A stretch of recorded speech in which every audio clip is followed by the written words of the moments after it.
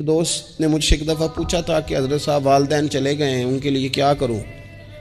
تو بڑی بڑی چیزیں بھی کی جا سکتی ہیں، لیکن میں نے اپنے اس محبت والے دوست کو یہ محبت والا مشورہ دیا تھا کہ میں چونکہ آپ کو جانتا ہوں آپ نماز میں کوتاہی کرتے ہیں،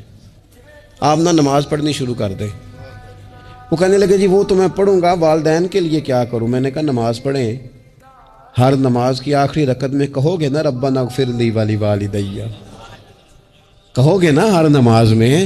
تو کتنا بڑا اجر ملے گا آپ کے والدین کو۔ اور پھر وہ سارا اسلوب کہ پہلے آپ نے قیام کیا، پھر آپ نے رکوع کیا، پھر آپ نے سجدہ کیا، پھر آپ اتحیات میں بیٹھے، پہلے آپ نے اللہ کی بارگاہ کے اندر اس کی عبادت